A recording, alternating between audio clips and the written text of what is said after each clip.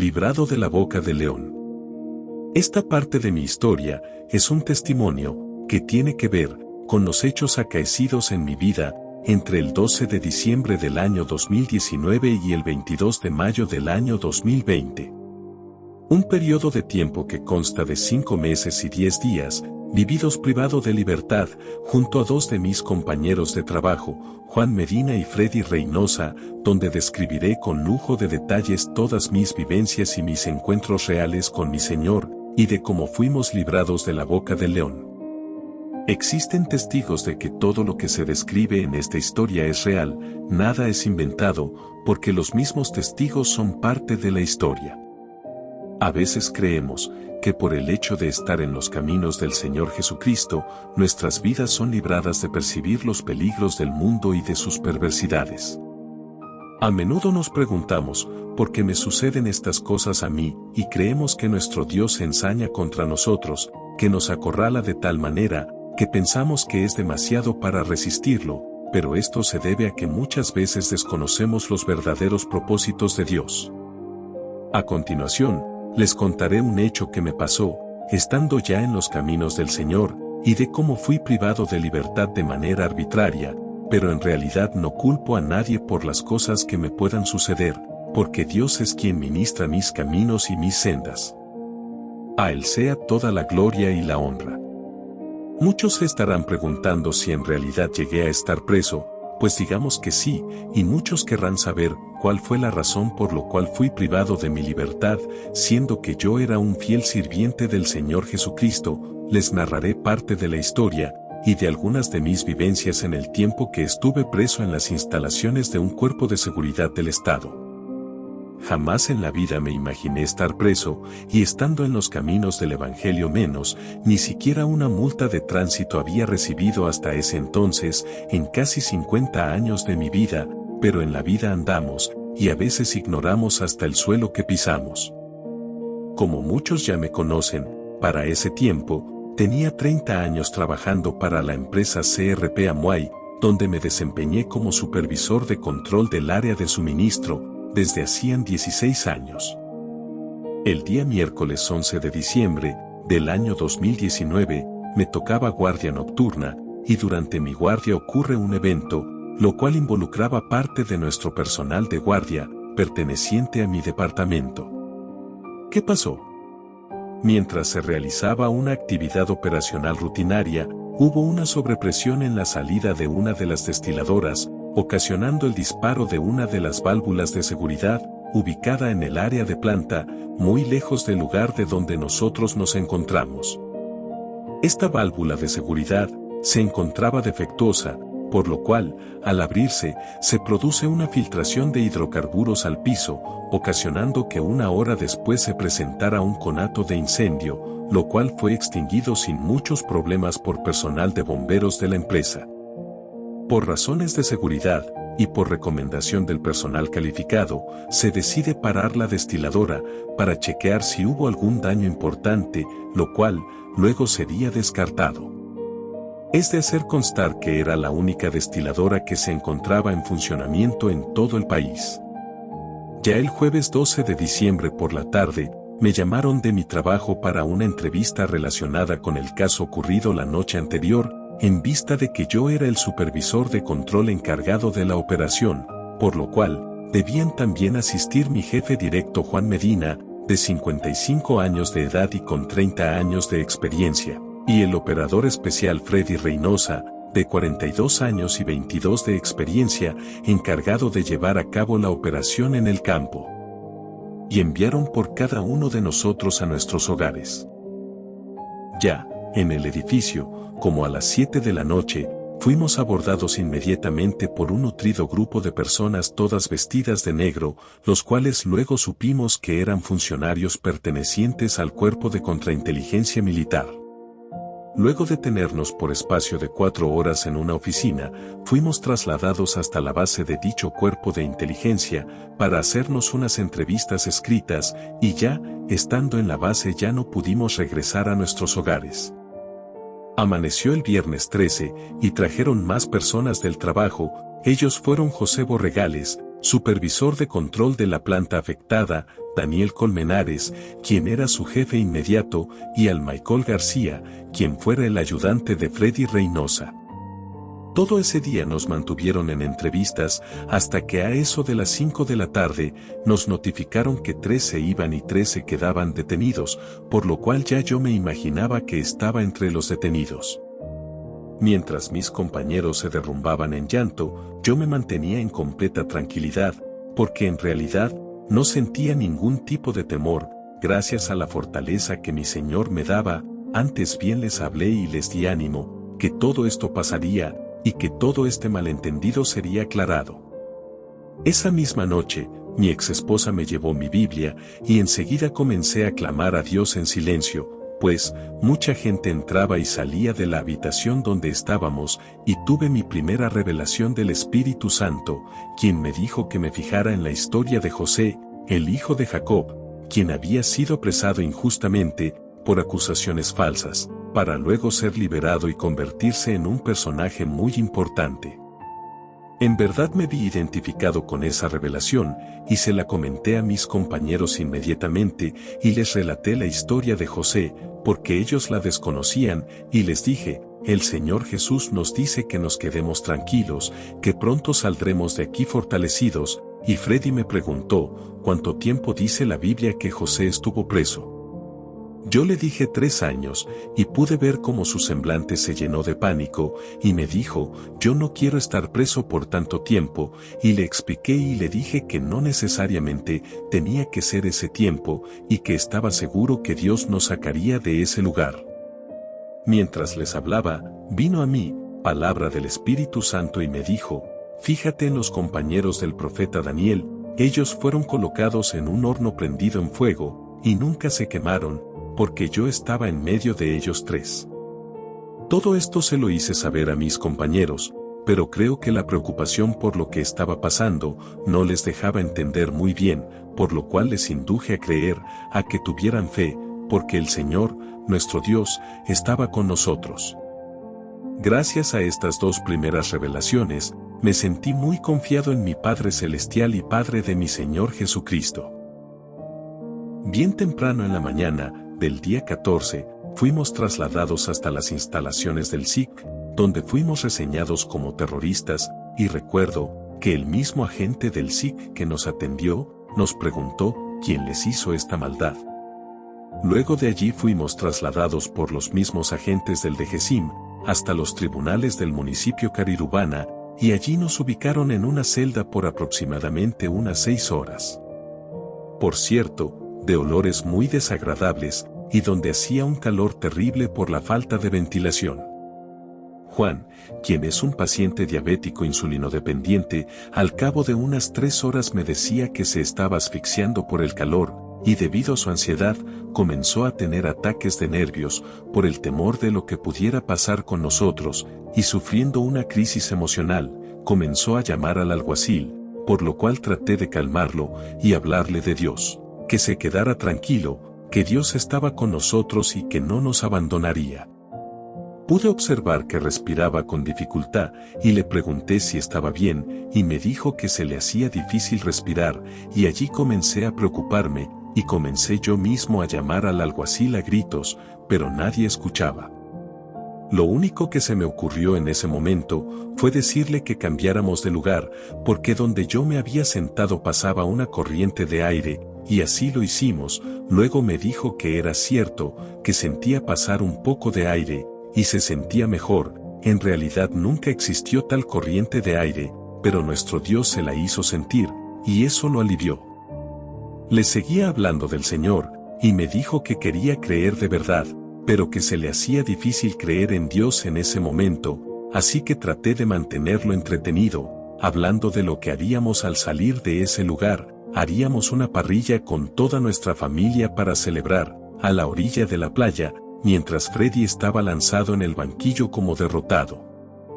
Las horas pasaban y no entendíamos por qué se tardaban tanto en presentarnos ante el juez, hasta que a eso de las 5 de la tarde fuimos llevados hasta la sala del tribunal, donde pudimos tener contacto con nuestros abogados por primera vez. Mi abogada, la doctora Mary Bello, me explicó por qué se había tardado tanto en llevarse a cabo nuestra audiencia, y la razón fue que no nos querían presentar en ese tribunal, sino que querían llevarnos hasta la ciudad de Caracas y presentarnos allá. Y dejarnos preso allá mismo. Todos los abogados se opusieron a esa medida, y por lo menos consiguieron que nos presentaran en ese lugar. Ya para ese momento, Juan estaba muy débil, y se había sentado en una banca delante de mí, y casi que se desmaya, y me dijo: Busti, si pierdo el conocimiento, por favor no permitas que me inyecten sonda, porque tengo la uretra muy pequeña. Y yo le dije: quédate tranquilo que nada de eso pasará, saca fuerzas para que te puedas defender ante el juez. Juan, ese día no había recibido su dosis de insulina, ni tampoco había ingerido alimento, y se sentía muy débil, por lo que todos los abogados defensores presentes pidieron a la ciudadana juez del Tribunal Primero de Control, doctora Rosalba Colina, que por favor suspendiera la audiencia hasta el día siguiente, y solicitaban que Juan fuera enviado inmediatamente hasta el hospital, por su débil condición de salud, pero la solicitud fue denegada por la señora juez, quien sin disimular y no dejando de verle la cara a la otra verdugo, la fiscal 22, de manera muy tajante dijo: esta audiencia se tiene que dar hoy, pase lo que pase, tómense su tiempo si así lo desean. Mi abogada, la señora Mary Bello, me dijo: ya se ve por dónde vienen los tiros. Ahora bien, ¿por qué la ciudadana juez, doctora Rosalba Colina, denegó esta solicitud contemplada en nuestros derechos constitucionales? La razón es simple, y era que el tiempo de estadía de la ciudadana fiscal en nuestra ciudad estaba medido, y debido a su investidura, no se le podía permitir un tiempo de espera, porque no se sabía el grado de complicación de la enfermedad de Juan, y llevarlo a un hospital podría ser cosa de días para darlo de alta, y esto, por supuesto, le resultaría una piedra de tranca a la fiscal para cumplir su objetivo. Luego de que se le buscó algo de alimento a Juan, empezó la audiencia, y tomó la palabra la ciudadana fiscal 22 con competencia nacional en terrorismo de Estado, doctora Aramay Terán, quien había llegado desde la ciudad capital en compañía de su asistente, la abogada Andrea Carrillo, para asegurarse de que se nos castigara con todo el peso de la ley, y nos acusó ante la juez de terroristas y saboteadores, porque nosotros tres éramos los culpables de que en el país hubiera desabastecimiento, creando un estado de zozobra y terror al tratar de quemar una planta destiladora y buscando que todos los presentes murieran en la explosión, que nosotros planificamos todo ese malévolo plan para destruir al país, y solicitaba que inmediatamente fuéramos privados de libertad y llevados a la ciudad penitenciaria de Coro. Pero ahí no termina todo, y para terminar de ponerle la flor a nuestro flux, pidió a la ciudadana juez que declinara el caso para que se manejara en la ciudad de Caracas, debido a que éramos unos terroristas de los más peligrosos. Luego nos tocó defendernos, y cada uno de nosotros nos tocó decir lo que realmente había ocurrido, pues nada de lo que habló la fiscal era cierto, ya que todo se debió a un error operacional de los que ocurren a veces dentro de las instalaciones, solo que esta vez se corrió con la suerte de que la válvula de seguridad de la planta estaba dañada. También nuestros abogados nos defendieron a capa y espada, pero toda nuestra defensa le entró por un oído a la ciudadana juez y le salió por el otro, y aceptó todas las peticiones solicitadas por la fiscal 22. Hasta los mismos alguaciles se quedaron sorprendidos de la maldad con que tanto la señora juez como la señora fiscal se habían ensañado para condenarnos injustamente.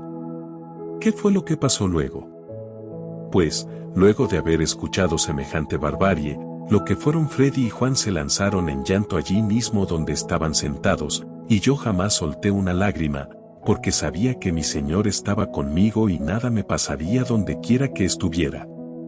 Juan, en medio de su llanto, me dijo: Busti, Dios tan rápido nos abandonó, a lo cual le reprendí inmediatamente, y le dije: no vuelvas a decir eso jamás. Mientras se esperaba por el personal paramédico para trasladar a Juan Medina hacia el hospital por tener una recaída emocional, comencé a darle ánimo a Freddy porque estaba destruido, y mientras estaba en llanto me preguntaba, «Busti, ¿nos van a llevar para la cárcel de Coro?». Le dije que se calmara, que para Coro no íbamos, nada nos iba a pasar, que fuera fuerte y que dejara de llorar. Mientras esperábamos el papeleo, la ambulancia llegó, y Juan fue trasladado inmediatamente hacia el hospital producto de la descompensación, donde estaría recluido por 5 días. Freddy y yo nos quedamos otro rato porque todavía no habían terminado con la orden de traslado, y en ese momento se nos acerca el señor José Guzmán, quien se nos presentó como el abogado del consultorio jurídico que representaba a PDVSA como víctima, pues, él estuvo sentado en la parte acusadora, pero jamás dijo una palabra durante el proceso de la presentación. Nos dijo lo siguiente: «En verdad me lamento mucho que esto haya ocurrido, y estoy plenamente seguro que ustedes son unas personas inocentes y pudieron ver que jamás levanté mi voz para anunciar algún tipo de juicio en su contra, a pesar de que represento a la parte acusadora. Esto es una tragedia para ustedes y sus familiares, muy lamentable que le haya tocado pagar todos los platos rotos de esta mala administración y convertirse en chivos expiatorios, ya que esta es una orden emanada desde Caracas y nosotros como CRP no tenemos nada en contra de ustedes, porque sabemos lo que realmente pasó. De verdad y de todo corazón le digo que desde el lugar que ocupo en Tuxtla haremos todo lo posible para mediar entre Caracas y el CRP Amuay, para que todo sea aclarado lo más pronto posible y evitar que ustedes sean llevados a estas condenas que pide la Fiscalía, porque son bastante largas». Mi respuesta fue la siguiente: «Muchas gracias, señor Guzmán, en verdad, agradezco su apoyo, y sé perfectamente que no fueron los del CRP quienes nos mandaron a encarcelar, pero allá arriba está mi Dios, que es mucho más poderoso que cualquier poder sobre la tierra. Él no permitirá que la injusticia del hombre prospere ante la verdadera justicia divina». Luego de esto fuimos llevados nuevamente a la base del DGCIM.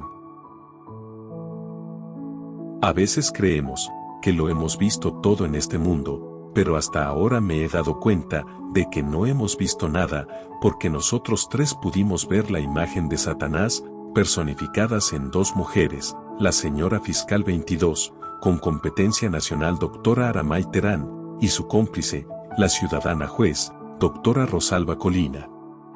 Jamás había visto tanta maldad junta, donde por el simple hecho de cumplir una orden superior del mismo presidente de PDVSA, el general Manuel Quevedo, estas 2 señoras le cercenen y aplasten todos los derechos a unos simples trabajadores que lo que habían hecho durante la mayor parte de su vida era dedicársela a la empresa. Cuando la señora fiscal procedía a retirarse del recinto, después de haber cumplido con su cometido, pasó por mi lado, y entonces le bendije en el nombre del Señor, y me contestó: «Muchas gracias». Eso es lo que Dios nos enseña, a bendecir también a nuestros enemigos, a los que nos desean mal, porque a nosotros no se nos permite estar maldiciendo a nadie, porque todos somos hechos a imagen y semejanza de Dios, por lo cual todo se lo dejamos en sus manos, y Él sabrá pagar a cada uno según sus obras. Amén. Fuimos puestos en custodia, pero mi Dios jamás permitió que nos llevaran hacia la cárcel de Coro. ¿Por qué sucede esto? Porque, así como a José se le puso en una cárcel especial, para los enemigos del rey, a nosotros también nos tendrían que tener en una cárcel especial, para que se cumpliera la palabra del Espíritu Santo, y la base del DGCIM era esa cárcel, pues, ellos son los que aprenden a los enemigos del Estado, y nosotros fuimos acusados injustamente de ser enemigos precisamente del Estado. 2 días más tarde, llegó la señora fiscal, Aramay Terán, llena de espanto y terror, debido a que 3 funcionarios de la brigada del FAES la habían sometido en un procedimiento y la habían apuntado con sus armas, y sintieron momentos de pánico, ella y su auxiliar. Esta ciudadana fiscal no vaciló en echarnos la culpa a nosotros, quienes ya estábamos detenidos, y que la habíamos mandado matar. luego de lograr que la fiscal 22 se calmara, el agente Jorge Coscorrosa nos defendió ante tales acusaciones, insistiendo en que nosotros estábamos incomunicados y que era imposible que en esas condiciones nosotros pudiéramos haber hecho tal cosa. Ella enseguida respondió, ellos no, pero sus familiares sí, porque la habían visto en el tribunal, cosa que también era totalmente absurda, ya que ella entraba en vehículos totalmente blindado. A final de cuentas, el personal del DGCIM tuvo que aprender a los 3 funcionarios del FAES, quienes habían apuntado a las fiscales nacionales con sus armas, los cuales fueron privados de libertad, pero en las propias instalaciones de ese cuerpo policial. En realidad, lo que había ocurrido era que ese cuerpo policial estaba realizando operativos rutinarios antidrogas, colocando alcabalas en la ciudad y a las fiscales las detuvieron para chequearles el vehículo, desconociendo de quiénes se trataban, y ellas por ponerse renuentes, causaron algo de sospecha a los agentes policiales. Para la presentación, intentaron llevarnos a Caracas, luego 2 veces intentaron llevarnos a la cárcel de Coro, y una vez a la cárcel de Policarilubana, pero eso jamás mi Dios lo permitió, por la promesa dada por el Espíritu Santo, que íbamos a permanecer en una cárcel especial, y se trataba de la base del DGCIM. Mi trabajo desde el principio fue la de no dejar que mis 2 compañeros cayeran en la desesperación, y siempre les hablé de mi confianza en Dios, quien nos libraría tarde o temprano. Juan, durante los 5 días que estuvo en el hospital creyó en Jesús y lo aceptó como su Salvador personal, y entonces comencé a trabajar con él, a animarle y pedirle que confiara, que tuviera mucha fe. Lo mismo hacía con Freddy, y en pocos días, cada uno estaba leyendo la Biblia y aprendiendo de ella.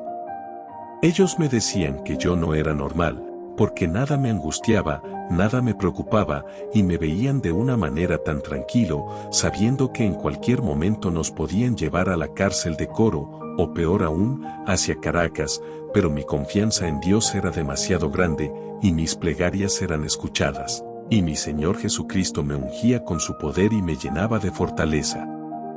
Ya en las instalaciones del DGCIM, conocimos al teniente Jesús Arcila, quien se encontraba en las mismas condiciones que nosotros, pero en hechos nada grave, quien ya tenía 1 mes en ese lugar, cumpliendo sus 45 días. El teniente Arcila nos fue de mucha ayuda, y me contó que hacía algún tiempo él había sido creyente, por lo cual le hablé bastante del Señor. Juntos compartimos los tiempos, y nos enseñaba mucho sobre aviones, porque él era de la aviación, y de verdad que fue de mucha bendición para nosotros, porque nos tendió la mano cuando más lo necesitábamos. Que Dios bendiga a este joven. Todos leíamos las Sagradas Escrituras, y cualquier duda que ellos tenían, me preguntaban y yo con gusto les enseñaba. Por otro lado, me dediqué todo el tiempo a predicar, y al igual que José, comencé a tener revelaciones en sueños, pero algunos no los podía entender hasta que luego se manifestaban. En la noche del domingo 22 de diciembre, tuve mi primer sueño revelador, y se trataba de lo siguiente: en medio de mi sueño veía que a las instalaciones del DGCIM entraba un grupo de personas que venían a predicar el Evangelio, y luego comenzaron a orar, y al terminar salieron. También otro grupo entró, y todos estaban vestidos de bragas rojas, los cuales luego de cierto tiempo salieron igual que el otro grupo. Esa mañana les hice el comentario a los compañeros, pero no les dije que se tratara de un sueño, sino que les manifesté lo siguiente: muchachos, así les decía por cariño, aunque somos unos viejos, tengo el presentimiento que unos hermanos de alguna iglesia evangélica nos van a visitar pronto, y además de eso, vendrá alguien de PDVSA, seguro a hablar con nosotros para darnos buenas noticias. El día 23 de diciembre, siendo las 10 de la noche, tuve mi primera revelación, cuando fui elevado en espíritu hacia los cielos, y mientras subía, veía muchas luces y relámpagos, y nubes oscuras. Me detuve en un lugar, y comencé a llamar el nombre de mi Señor, porque quería saber qué estaba pasando. Quería saber por qué me había hecho subir hasta ese lugar, pero nadie contestó, y estando allí, lo único que veía eran puras nubes negras y relámpagos. Luego fui movido en espíritu hasta la casa de mi madre en Miraca, y allí la vi sentada con una niña pequeña en sus piernas. Yo no sabía quién era aquella niña, pero también vi sentado a mi padre, y comencé a preguntarme, por qué estaba viendo a mi padre sentado cerca de mi mamá, si ya él tenía 7 años de haber fallecido. Luego volví en sí, y al día siguiente, le comenté a mis compañeros acerca de la visión, pero no la entendía, hasta que el día 26 de diciembre, y luego de llevar 14 días preso, muere mi madre, y fue allí donde pude entender la visión. Lamentablemente no pude asistir al acto velatorio, porque todas las solicitudes hechas a mi favor, para obtener un permiso especial, fueron denegadas por el tribunal, por el hecho de que, según la fiscal, yo era un terrorista de suma peligrosidad, pero de igual modo, sí hubo gente que se preocupó y les agradezco mucho de manera muy especial a la señora María Meléndez, que de hecho aún hasta esta fecha no la conozco en persona.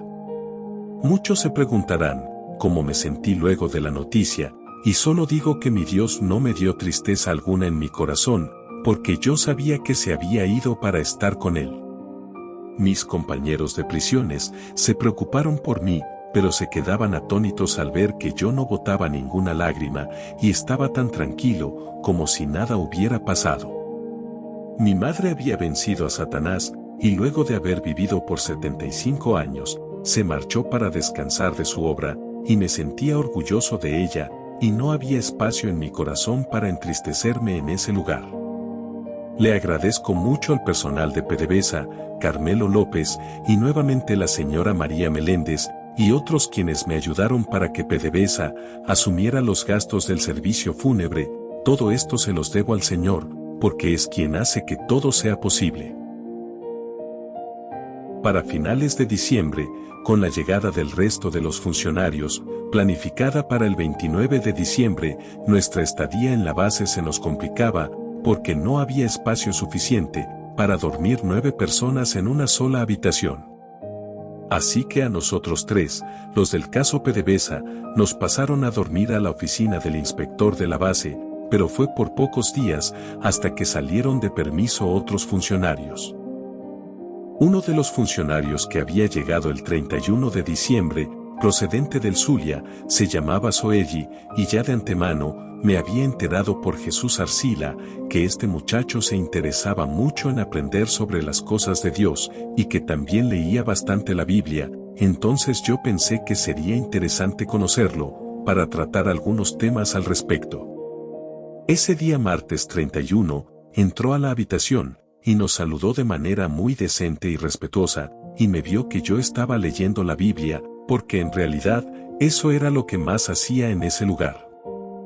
Y nos dijo, más tarde hablo con ustedes, cuando tenga un poco más de tiempo, y no tuve la oportunidad de hablar con él, porque estuvieron fuera de la base todo ese día. Lo vine a ver a eso de las 7 de la noche, cuando estábamos preparando las mesas para recibir la visita de ese día de fin de año, pues se nos había permitido recibir a nuestros familiares en la base, en horario de 7 a 11.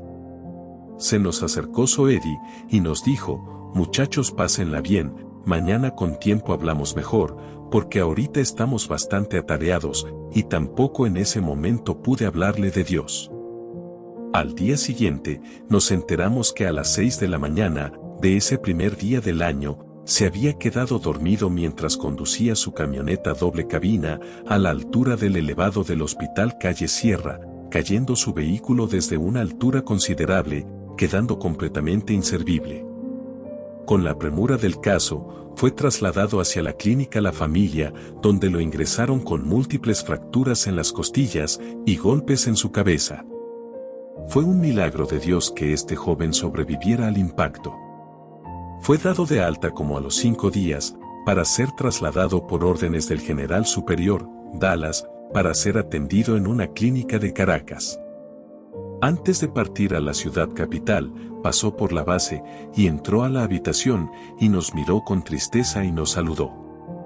Lo vi todo aporreado, con marcas de golpes en sus brazos y la cara aún hinchada y nos dijo, voy a Caracas a hacerme unos chequeos en la cabeza, porque aún no se sabe cuál es la magnitud de los daños que pueda tener, Eso lo dijo con los ojos aguarapados. Yo le dije, Soedi, dele gracias a Dios, que por su inmensa misericordia aún estás vivo. Entonces me abrazó y lloró. Luego le dije, no te preocupes, que voy a orar a mi Dios por ti, para que tu cabeza sane completamente y los exámenes arrojen resultados positivos. Recuerda que Dios te está dando otra oportunidad. Y con estas palabras se retiró del lugar, ya que un avión lo estaba esperando en el aeropuerto para trasladarlo hacia la ciudad capital, y se fue acompañado por la hermana del general Dallas. Nunca más supimos de él, solo que estaba de reposo. A los pocos días luego de estas cosas, una noche, mientras leía en el libro de los Hechos de los Apóstoles capítulo 16, del verso 11 al 40, me topé con la historia que le sucedió al apóstol Pablo en la ciudad de Filipos, cuando algunos magistrados de esa ciudad, luego de encarcelar y azotar al apóstol y de enterarse de que era un ciudadano romano, se dieron cuenta de que habían violado la ley romana, pues a un ciudadano legítimamente romano no se le puede encarcelar ni menos azotar, a menos que se le haya comprobado algún delito contra Roma ante un tribunal. Estos magistrados, queriendo ocultar el asunto, pretendieron dejarle en libertad de manera sigilosa, como si nada hubiera ocurrido, pero Pablo no permitió que las cosas pasaran por debajo de la mesa, y menos luego de haber recibido 39 azotes. El apóstol pidió inmediatamente que aquellos magistrados fueran personalmente hasta el lugar para pedirle alguna disculpa, y sólo así él se iría del lugar, por lo cual a estos magistrados no les quedó más remedio que aceptar dicha petición, solicitada por el apóstol Pablo. Esto me trajo a la mente que lo mismo que le pasó a Pablo, nos tenía que ocurrir a nosotros. ¿Por qué no? Y desde esa noche y todas las noches siguientes me la pasé clamando al Señor mi Dios, para que nosotros también fuéramos liberados de la misma manera como fue liberado el apóstol Pablo, y que algún alto funcionario del gobierno se acercara hasta el de Gesín para pedirnos disculpas y liberarnos de esa prisión, sin necesidad de abogados, para que todos fueran testigos del poder de Dios. Y todas estas cosas me las guardaba en mi corazón. Una noche, a mediados de enero, tuve otro sueño. Esta vez era que estábamos los muchachos y yo, en las instalaciones de la refinería, y se nos paró una camioneta Vans, donde iban una comisión de PDVSA, quienes eran los encargados de redactar el informe de lo ocurrido, del cual descendió una mujer vestida de braga roja, y nos dijo, amigos compañeros, ya lo de ustedes está resuelto, el informe está listo y el viernes están saliendo en libertad. Les dije a mis compañeros este sueño, y desde ese día esperábamos a que llegara el viernes, y pasaban los viernes y nada que salíamos. Siempre recuerdo las palabras de Freddy, que me decía todos los viernes por la mañana, Busti, llegó el viernes, será hoy el día. Pero llegaba la tarde y me decía, se fue este viernes y nosotros todavía aquí metidos. Bustillito, ese sueño tuyo como que era porque te comiste una arepa de caraotas antes de dormir. Yo les decía siempre que el sueño hablaba acerca de un viernes, pero no sabía cuál de todos. Con respecto a Freddy, él comenzó a leer bastante la Biblia, y me contaba que jamás la había leído, que en casa de su mamá siempre había una que estaba abierta, pero que jamás le llamó la atención leerla. Entonces le dije que ahora es el momento de aprender, y que leyera. ¿Qué mejor que leer para pasar el tiempo? Pues me sorprendió ver la rapidez como leyó gran parte de la Biblia. Al principio usó una prestada, que pertenecía al teniente Jesús Arcila, pero luego su esposa le trajo una de su propiedad. Freddy es un hombre que capta muy bien la historia, y aprendió de manera muy rápida. Todos los días yo le hacía un examen para saber su estado de avance en la lectura y aprendizaje, y de veras, que me dejaba sorprendido porque retiene las cosas con facilidad. Freddy era uno de los que todos los días me decía, yo lo que quiero es irme a mi casa, ¿hasta cuándo durará este macán? En verdad desconozco el significado de esta palabra, macán. Con respecto a Juan Medina, él me comentó que sufría de ataques de ansiedad, y que esa condición de preso lo estaba torturando. Algunas noches mientras dormía, comenzaba a gritar, y todos nos despertábamos alterados, y yo le preguntaba si se encontraba bien, y él me decía que sí, solo era un sueño, pero esto se repetía muy a menudo. Algunas veces lo veía llorar en silencio en su cama, y veía cómo sufría, porque temblaba. Una vez mientras lloraba me miró y me dijo, Busti, tengo mucho miedo, en verdad me quiero morir para que toda esta tortura acabe, quiero salir corriendo y que uno de los funcionarios me dispare por la espalda y que acabe con esta pesadilla. Enseguida le reprendí y le dije que se callara la boca, que no dijera esas cosas, que el diablo se estaba aprovechando de su enfermedad para ponerle cosas en su mente. Desde ese momento comencé a clamar a Dios por mi hermano Juan, para que fuese librado de ese tormento, porque yo sabía que algo lo estaba asediando. A principio de febrero, con la llegada de 4 militares superiores, había muchas personas en calidad de detenidos, ya que sumábamos 8 en total. Tuve la oportunidad de conocer a todos estos militares de distintos rangos, que por alguna u otra razón, también estuvieron presos con nosotros, y a todos ellos le hablé del Evangelio de Jesucristo, porque no importa la clase de pecado que se haya cometido, para Dios, todos tenemos la oportunidad del perdón. A veces esperamos a que nos sucedan cosas para darnos cuenta de que no tenemos ayuda de nadie, y solo nos queda es buscar de Dios. Todos leyeron la Biblia, y pudimos compartir de su palabra. Algunos lloraban, otros decían creer en Dios, pero a su manera, pero, en fin, todos hablamos sobre el Señor.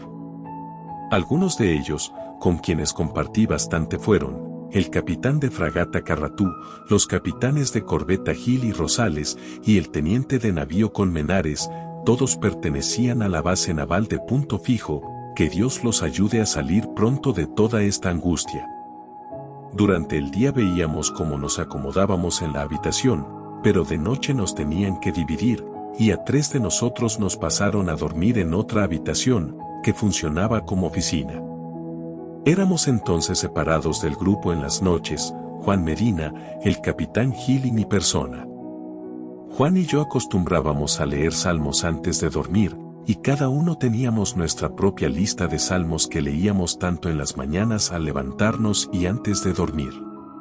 Mi lista de salmos era la siguiente: 23, 27, 31, 34, 54, 56, 61, 69, 91, 121, 142 y 143.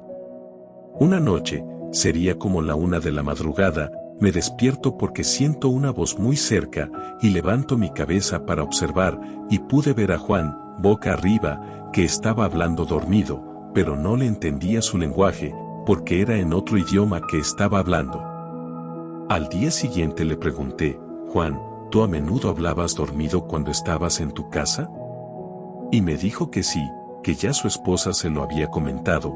También le pregunté, ¿pero también te ha dicho que hablas otro lenguaje? Me dijo que sí, que a veces se despertaba hablando locuras. Le dije que eso no eran locuras, que alguien lo estaba poseyendo, y que por eso hablaba en otro idioma, que ese mismo demonio era lo que lo estaba matando de la angustia, atacando en su debilidad porque sabe que quiere buscar del Señor Jesucristo. Juan me dijo que él quería tener la fortaleza que yo tenía, y le respondí que eso solo lo daba el Espíritu Santo, y me dijo, yo también quiero sentir ese Espíritu Santo, pero no siento nada, siento que soy muy débil, y no tengo esa fe que tú tienes. ¿Cómo hago para ser bautizado por el Espíritu Santo? A lo cual le respondí, pediré a Dios para que pronto recibas el bautismo. Al día siguiente, a eso de las 11 de la noche, mientras Juan dormía, y el capitán me suponía que también, yo me puse de rodillas ante mi Dios, y comencé a pedirle para que Juan recibiera el bautismo del Espíritu Santo, y, mientras clamaba en el Espíritu, comencé a escuchar voces, y abrí mis ojos y vi a Juan que se estaba como riendo y yo no sabía si eso era de Dios o era el demonio que lo estaba usando, y continué clamando a Dios, y enseguida Juan comenzó a hablar en otro idioma, y no podía entender, y así pasaron como 10 minutos. Al amanecer, apenas nos levantábamos, le pregunté a Juan si recordaba algo y me dijo que no. Le pregunté al capitán Gil si él había sentido algo, y con cara de asombro me dijo, yo lo vi todo. Días después, Juan al despertarse en la mañana me dice, Busti, anoche pude ver a 3 entidades que me rodeaban, y hasta los nombres me dijeron, pero ya no lo recuerdo, debí haberlos anotado. Luego de eso, todos los días le oraba al Señor para que Juan fuera liberado, y ya no habló más de noche mientras dormía, pero todavía sufría de terribles ataques de ansiedad.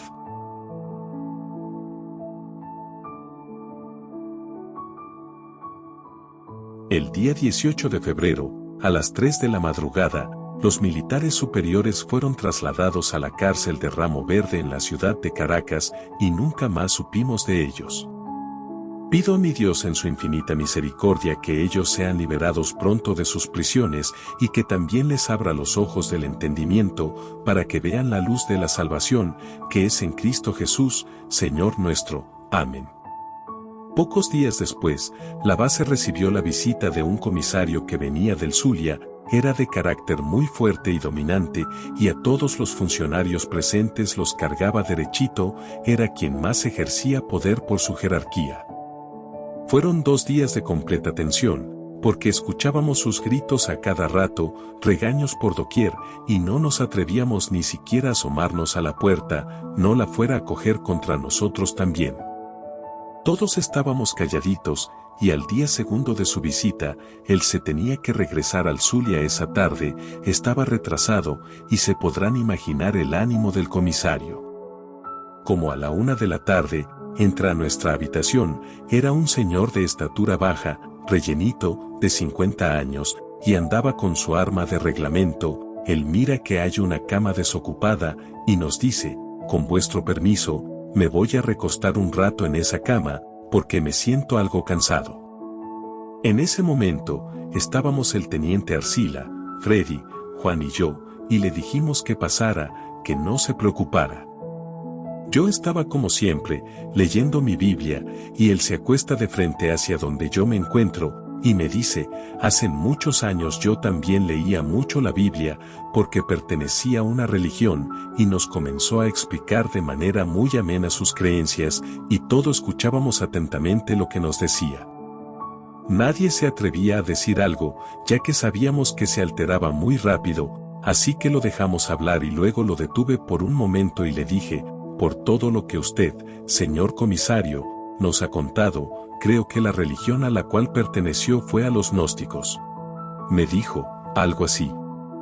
Y nuevamente comenzó a hablar y hablar y hablar, hasta que llegó un punto donde nos dijo, que todos nosotros éramos dioses, y otras cosas más, y yo ya quería detenerle para poder hablarle del verdadero evangelio de Cristo, pero no se callaba. Por fin, hasta que pude interrumpirle y comencé a hablarle, entonces luego comenzó a hacerme preguntas sobre la Biblia, y a todas sus preguntas respondí de manera muy sabia.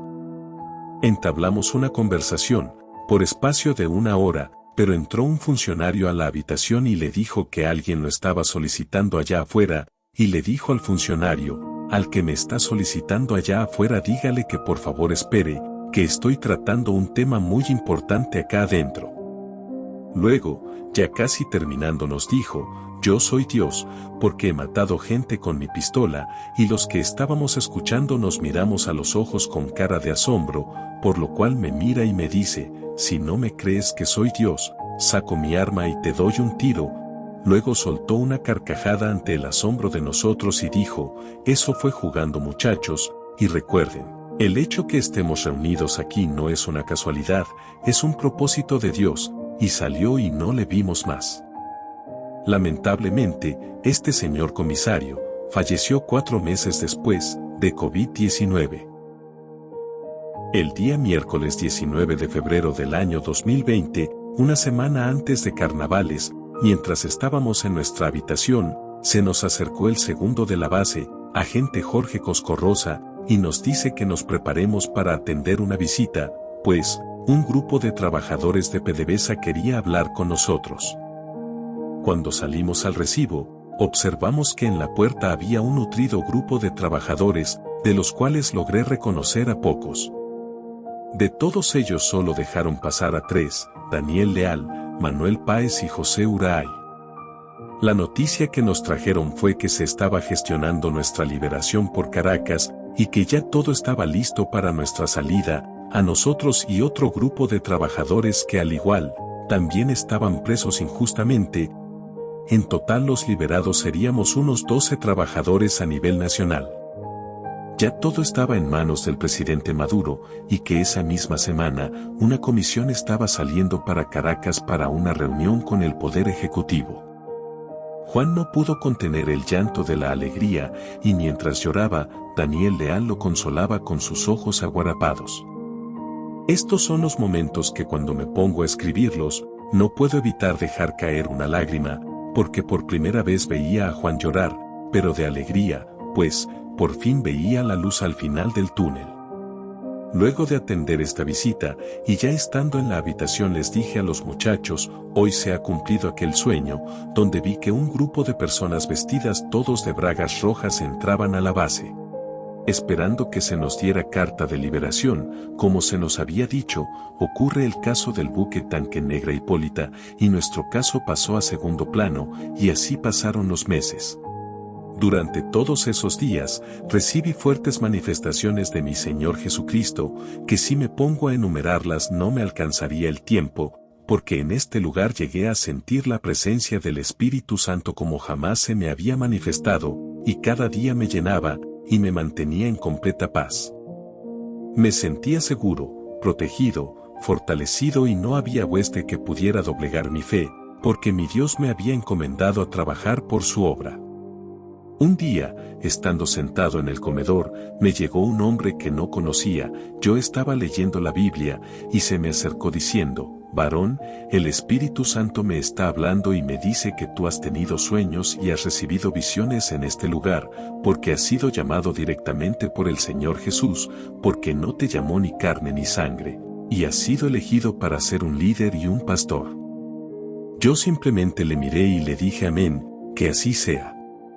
Luego supe que pertenecía a una iglesia de la luz del mundo y que era de los Rosales de Punta Cardón. Esa misma noche el Señor se manifestó en mí y me mostró la iglesia Aposento Alto y me dijo, es ahí donde irás para ayudar a sus pastores, los hermanos Nelson Petit y su esposa Nereida Ventura de Petit. Entre los días 27 de febrero y 4 de marzo, fueron ingresados 3 personas más, de quienes nosotros, los del caso PDVSA, nos hicimos muy amigos. Ellos fueron el mecánico Antonio Rivas, el hermano Steven Mosquera y el comisario Fernando Campos.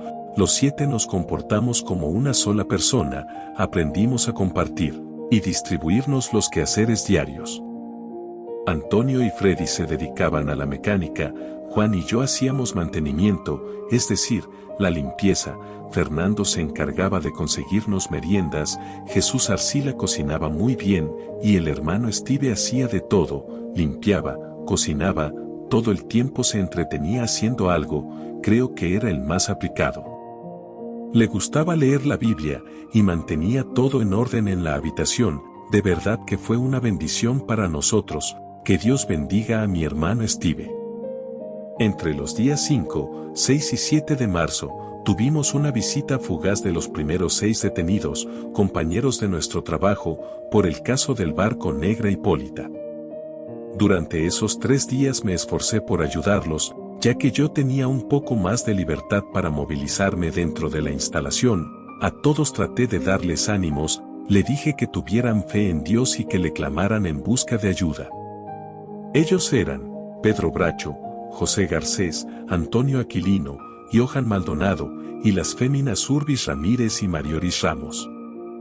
Ellos no duraron mucho en la base, y el día sábado 8 de marzo, fueron trasladados hacia Coro, y de ahí pasarían luego hacia Caracas. El día 12 de marzo, llegaron José Solano y Neftalí Duno, para realizarles una entrevista con respecto al mismo caso Negra Hipólita, y luego de varias horas, y de una larga espera, ellos ignoraban que ya tenían orden de aprehensión. Estaban en la oficina principal, y me tocó darles la mala noticia, ya que ellos no sabían nada de que estaban detenidos. Esa primera noche, no pudimos hablar mucho con ellos, porque los tenían en una habitación aparte, pero al siguiente día sí, pudimos compartir por varias horas. Hablando con Duno, me comentó que él y su esposa eran creyentes del Evangelio, por lo cual lo felicité. Ellos tampoco duraron mucho en la base, y el domingo fueron trasladados bien de mañana, hacia la ciudad de Coro, donde ya estaba el otro grupo desde hacía una semana. Por todos ellos también he alzado mis oraciones, clamando por su liberación, porque sé que no todos son culpables. El domingo 8 de marzo, a Juan, lo fueron a visitar un grupo de hermanos cristianos pertenecientes a su familia, pero ellos llegaron tarde, entonces el inspector Avendaño les permitió pasar por unos minutos para que no perdieran el viaje. Luego, cuando se preparaban para salir, y ya Juan se había llegado a la habitación, el inspector, en lugar de acompañarlos hasta la salida, los encaminó hasta su oficina para que oraran por él, y todos los que convivíamos en esas instalaciones. Yo apenas pude ver cuando entraban a la habitación, porque quedaba justo al frente, y eran como 5 personas, y enseguida recordé aquel sueño, y luego le hice el comentario a los muchachos. ¿Recuerdan cuando les dije que un grupo de cristianos evangélicos nos iban a visitar? Pues hoy se ha cumplido porque ya lo había visto en sueños. De esta visita pueden dar testimonio esos hermanos, que entre ellos estaba el hermano David, sobrino de Juan. Desde nuestra habitación podíamos escuchar sus clamores, porque oraban fuertemente, y luego de unos 10 minutos fueron despedidos en paz. El Viernes Negro. A mediados del mes de abril, cuando había en total 7 presos, una noche, mientras oraba y era lleno del Espíritu Santo, me armé de valor y le pregunté a mi Señor, ¿hasta cuándo, oh Señor, tendremos que esperar para ser librados de la boca del león? Su respuesta fue inmediata: nuestra salida sería en ese mismo mes. Me manifestó lo siguiente: la semana que entraba serían liberados Antonio, Steven y Fernando, y en la última semana del mes de abril sería liberado primero el teniente de la aviación Jesús Arcila, y el día jueves 30 de abril seguiríamos nosotros. Al amanecer le conté lo sucedido a los muchachos y me preguntaron: ¿de verdad el Señor te dijo eso? En realidad, no me creyeron mucho, pero yo sí me lo tomé muy en serio, pues era palabra del Espíritu Santo. Muy contento por la revelación, comencé a regar la voz por toda la base, que nuestra salida era antes del 30 de abril. Ellos sabían que yo era un hombre de Dios, y creían lo que les decía. Comencé a enviar todas mis cosas a mi casa, porque estaba seguro que mi Dios nos libraría, tal y como se me había manifestado. Pasaron los días 21 y 22, y todos estábamos a la expectativa para ver si se iban los que tenían que irse esa semana, pero nada pasó. Amaneció el día martes 23, y siendo como las 10 de la mañana, yo estaba preparando un café en la cocina, mientras que Steven estaba limpiando el garaje. Al poco rato pasó Steven como un cohete a toda carrera por la cocina diciendo que se iban, porque habían llegado los abogados con las boletas de la excarcelación de ambos, le habían dado libertad plena. Luego de haber compartido por 50 días con ellos, tuvimos que despedirnos, y a pesar de ser algo digno de festejar, sentíamos algo de tristeza, pues se iban unos buenos amigos con quienes habíamos compartido casi 2 meses.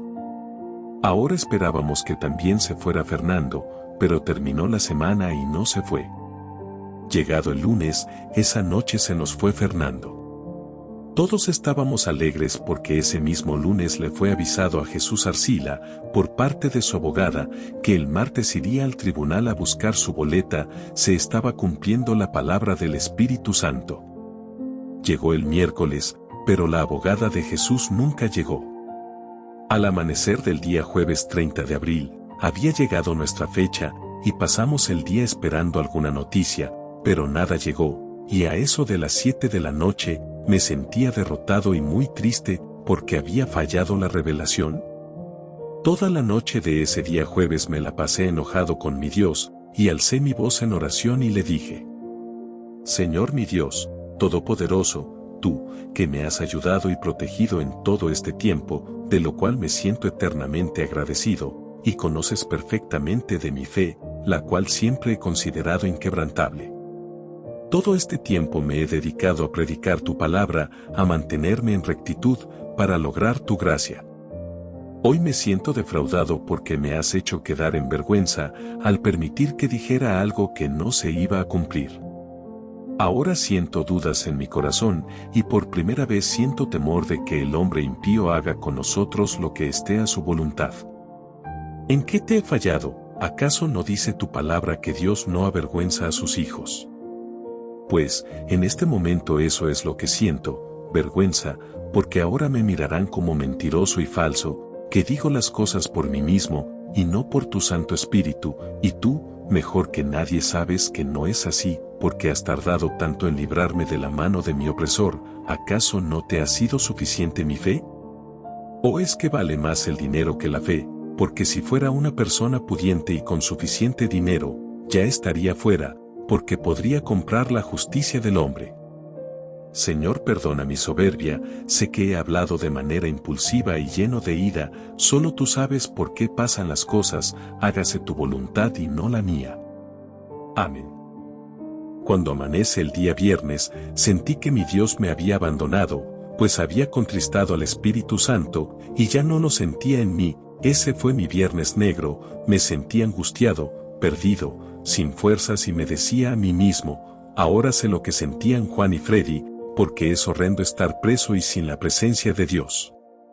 Ese viernes, Satanás, aprovechando mi enojo con Dios, hizo fiesta conmigo, pues usando a mi amigo Jesús Arcila se burló de mí todo el santo día, y me decía, ¿qué pasó Bustillito? No era que se iban ayer. ¿Qué pasó con Dios? Ay Bustillito, por lo menos unos 2 años más, y risa para él. Juan Medina, al ver el grado de burla de Jesús, y viendo que me sentía mal, me miró a la cara y me dijo, no te sientas mal, yo sigo creyendo en Dios, y creo en todos los que nos dijiste, si no salimos es porque no era el día, quizás mal interpretaste la fecha, y no era el 30 de ese mes. ¡Qué ironías de la vida! Juan, el más débil, a quien bastante yo había consolado en todo ese tiempo, en ese momento era el más fuerte. Es tremendo cómo Dios cambia a las personas. Yo le dije, es posible Juan, que me haya apresurado, o que no haya actuado de la manera correcta, algo pasó que Dios no quiso que saliéramos, pero eso es lo que quiero, que Él mismo me diga en qué le fallé.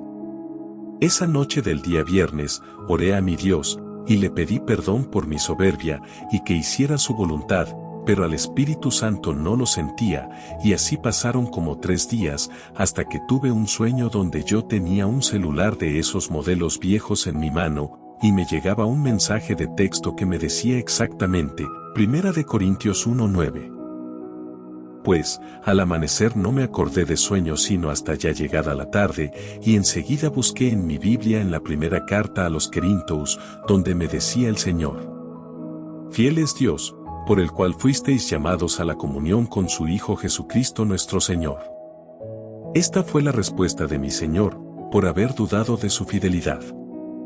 Luego de eso comencé a alabar a Dios y nuevamente se hizo presente su Espíritu Santo, y esta vez no hice nada para contristarlo, porque nuevamente me sentía lleno de la fortaleza y el poder de Dios me cubría. Ahora veamos lo que me reveló el Espíritu Santo y el verdadero motivo por lo cual no habíamos salido, y me dijo: entiéndase que vuestra salida no será por abogados, para que la gloria sea para Dios y no para el hombre. Entonces pregunté: dime Señor, ¿nuestra estadía en este lugar fue por la iniquidad del hombre o por un propósito tuyo? Porque si fue por culpa de la maldad del hombre, entonces deberías juzgarlo y pagarles conforme a sus obras, y tú sabes quiénes son. Su respuesta fue mi propósito, porque grandes cosas tengo para ustedes. Y me serán por testigos allá afuera, y hablarán de todas las maravillas y señales que he hecho con ustedes en este lugar, por cuanto los he resguardado de todo mal, ni plaga tocó vuestra morada, y ni aun un cabello de vuestras cabezas fue puesto en peligro. Ahora pues, tu salida será tal y como me lo has pedido, y un alto funcionario vendrá a sacarlos, para que sepan todos quién es tu Dios. Por temor no quise preguntar acerca de la fecha otra vez, sino que decidí esperar el tiempo que fuera necesario, el día de Jehová. A la mañana siguiente, temiendo que pasara lo que ya antes había pasado, con lo del día 30 de abril, solo me limité a decirle lo siguiente a mis dos compañeros. Juan. Freddy, le he pedido a mi Dios para que nuestra salida no sea tan simple como las que hemos visto, ya que nosotros tenemos que salir por la puerta grande, y nuestra salida no debe ser devengada a través de abogado alguno, porque debemos tener una salida digna de la gloria de Dios, por lo que he suplicado que venga un alto funcionario del gobierno a sacarnos de aquí, y pedirnos disculpas por lo que hicieron con nosotros, y se me ocurre que Tarek El Aissami, quien acaba de ser nombrado recientemente ministro del petróleo, sería una buena opción. Lo del nombre de Tarek El Aissami fue idea mía, no porque el Señor me hubiera revelado el nombre, sino porque ya la gente de PDVSA que nos estaba apoyando, habían tenido algunas conversaciones con él, y yo me decía, ¿quién mejor que este alto funcionario para venir a sacarnos de aquí? Ahora bien, ¿quieren saber cuáles fueron sus respuestas? Me dijeron que si estaba loco, y Juan me dijo que por favor no le pidiera esas cosas a Dios, porque ellos se conformaban con que nuestra salida fuera como sea, así fuera casa por cárcel por la pandemia del coronavirus, con tal y salir de ese lugar. Y para terminar, me dijo, ¿para qué le pones las cosas más difíciles a Dios? Yo le dije que loco o no loco, yo le iba a exigir a Dios que fuera de esa manera, yo no aceptaría una salida simple donde Dios no hiciera ningún acto de su poder, ya que era necesario que quedara firmemente demostrada su gloria, y que todos supieran que yo había creído en un Dios todopoderoso, muy superior a cualquier ser terrenal, que en verdad escuchaba mis súplicas, y ellos dos serían testigos de aquellas palabras. Juan me dijo, Busti, yo a la verdad no creo que eso suceda de esa manera, pero si eso ocurre así como tú dices, me daré por entendido que en verdad eres un siervo de Dios y que en verdad te escucha. Le contesté, si nosotros no salimos de esa manera, me daré por entendido que los meses que llevamos en este lugar fueron perdidos, y que nada se logró, y que el poder de Dios queda opacado delante del hombre, pero estoy seguro que esto no será así, porque mi Dios no me avergonzará. El día viernes 22 de mayo del año 2020, siendo las 2:20 de la tarde, fuimos notificados por el inspector de la base, Jean Carlos Avendaño, que alistáramos todas nuestras pertenencias porque éramos unas personas libres, y además nos dijo, señores, preparen todo, pónganse bien cacherositos, que quiere decir bonitos, porque quien los manda a buscar es nada más y nada menos que Tarek El Aissami. Juan y Freddy me miraron a la cara, como si estuvieran viendo a un ángel, esa imagen de sus rostros es algo que jamás podré olvidar. Luego comenzaron a entrar todos los funcionarios de DGCIM, y nos comenzaron a abrazar y felicitar, y todos ellos nos acompañaron hasta el edificio sede de Cardón, donde estaba Tarek, ministro del petróleo, reunido con toda la plana mayor de CRP, donde en total había unas 40 personas reunidas esperando. Entre ellos, estaban el nuevo gerente general del CRP, señor Luis Márquez, el nuevo presidente de PDVSA, el señor Asdrúbal Chávez, y el gobernador Víctor Clark, entre otros. Desde ese momento ya no éramos llamados detenidos, sino que comenzaron a radiarnos como los invitados especiales. Luego nos tocó esperar por espacio de unos 25 minutos, donde aproveché ese tiempo para predicar el Evangelio de Jesús a un funcionario cubano, escolta de Tarek, quien me dijo que era ateo. Luego nos hicieron pasar a un salón, donde fuimos recibidos por el mismo Tarek, quien muy gentilmente se levantó de su silla y se nos acercó para saludarnos con su puño y codo, por la norma de saludo en medio de la pandemia. Sus palabras para con nosotros fueron las siguientes. Señores, les ofrezco mis más sinceros saludos, atendiendo el llamado y solicitud que me hicieron insistentemente muchos de sus compañeros de trabajo, quienes me manifestaron acerca de su caso. Es muy lamentable lo que ha sucedido con ustedes. En el nombre de mi persona y de la empresa que represento, les doy mis más sinceras disculpas y en verdad me resulta imposible devolverles el tiempo que estuvieron en esas condiciones. Ya sus compañeros antes me lo habían planteado. Bueno, ahí está Uray, con quien he podido platicar, pero en ese tiempo yo no estaba en el cargo y no podía hacer mucho por ustedes. Pero ya estoy aquí, y ayer mismo llamé al presidente del tribunal para que emitiera lo más rápido posible la orden de sus liberaciones, para aprovechar la visita que estoy haciendo acá en el día de hoy, y bueno pues, todo se resolvió a tiempo. Ya ustedes son libres, y por lo demás ya solo queda es limpiar el expediente, pero de eso no se preocupen.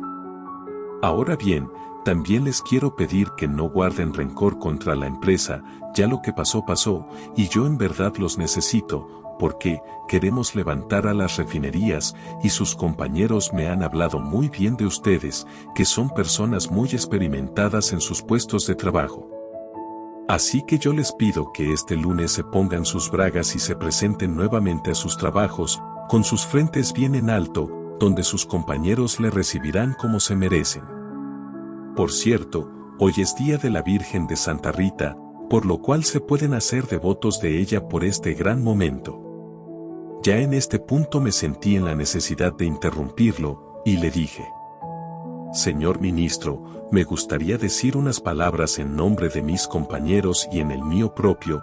Le doy las gracias primeramente a mi Dios que está en los cielos y a su Hijo Jesucristo, a quien sirvo, ya que gracias a su infinita misericordia, ha hecho todo esto posible.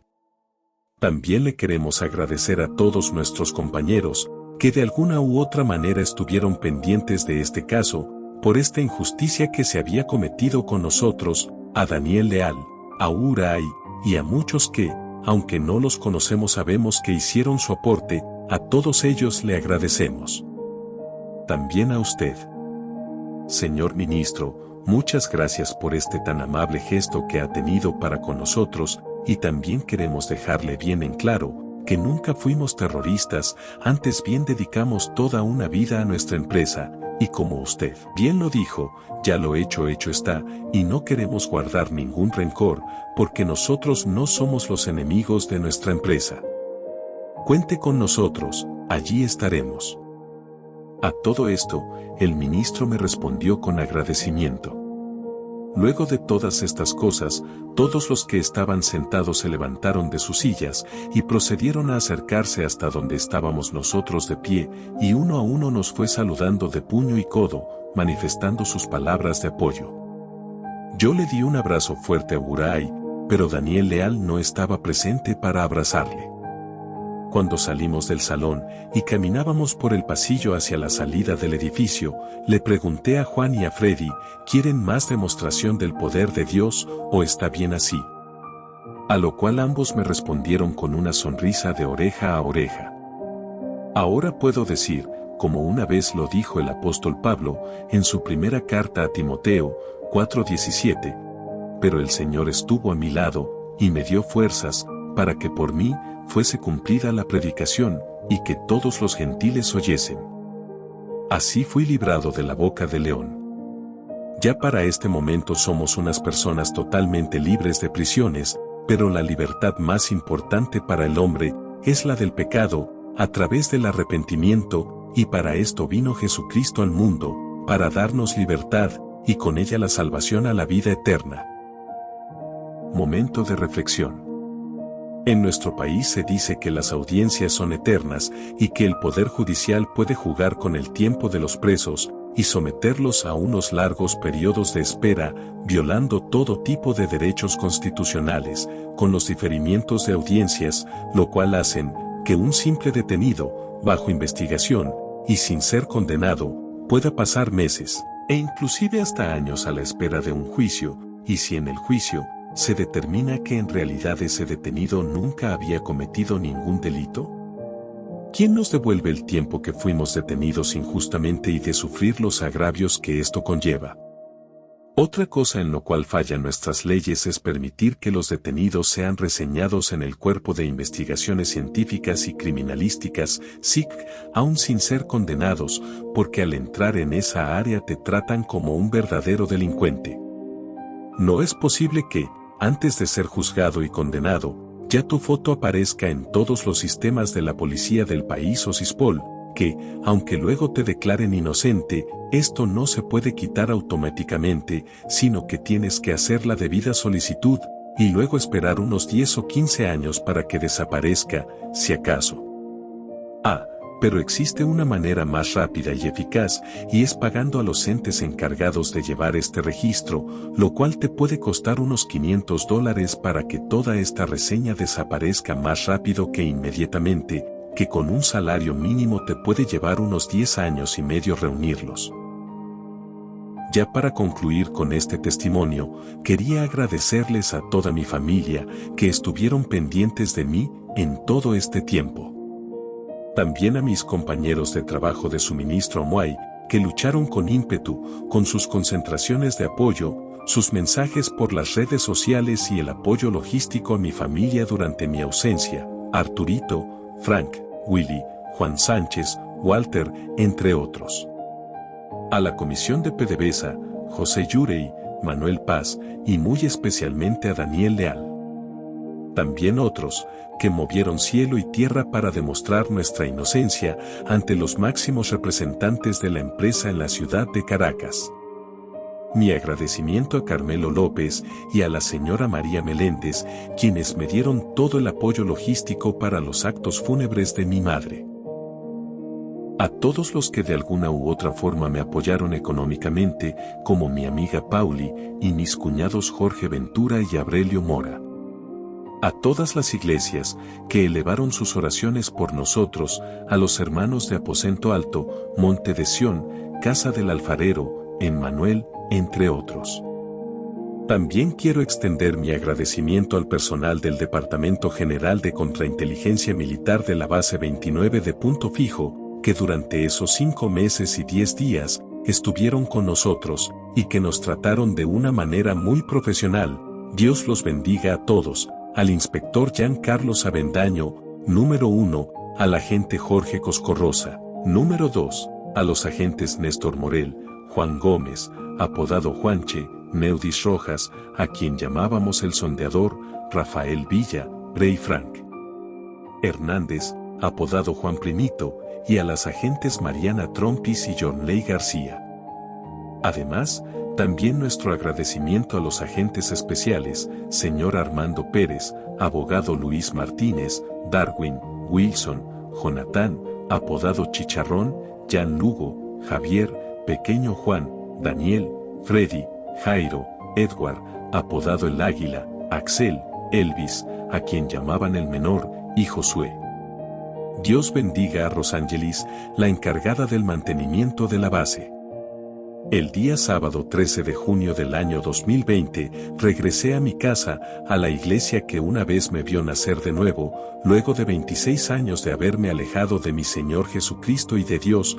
Fui recibido con los brazos abiertos por los pastores, Nelson Petit y su esposa Nereida de Petit, además de una maravillosa congregación de hermanos de la fe, que por meses estuvieron orando por mí y por mi familia. Al día siguiente, mis ahora pastores Nelson y Nereida tenían la mesa servida para que la iglesia Aposento Alto escuchara todo lo que este servidor de Dios tenía que decirles, y tuve la oportunidad de contar mi testimonio y manifestar las muchas maravillas que Dios había hecho en mi vida durante todo ese tiempo. Lamentablemente, mi madre no pudo verme ni escucharme, y sé que era uno de sus mayores anhelos, verme regresar a los caminos del Señor, pero se sorprenderá cuando nos veamos en el reino, junto a todos sus otros hijos que también han creído en el Evangelio de Jesucristo para salvación. Aposento Alto es una iglesia evangélica misionera, fundada en noviembre del año 1972, en el sector Los Vidrios de la población de Maquigua, municipio Falcón, y en todo este tiempo se ha mantenido firme en la palabra de Dios, creciendo y conformando otras iglesias en las adyacencias. Actualmente, para la gloria de Dios, me desempeño como maestro de escuela dominical en mi iglesia, dictando clases y seminarios sobre el estudio e interpretación de la Biblia, tanto en aposento alto, así como en otras iglesias, enseñando lo que mi Dios me ha enseñado, para su gloria y honra. Dios le bendiga.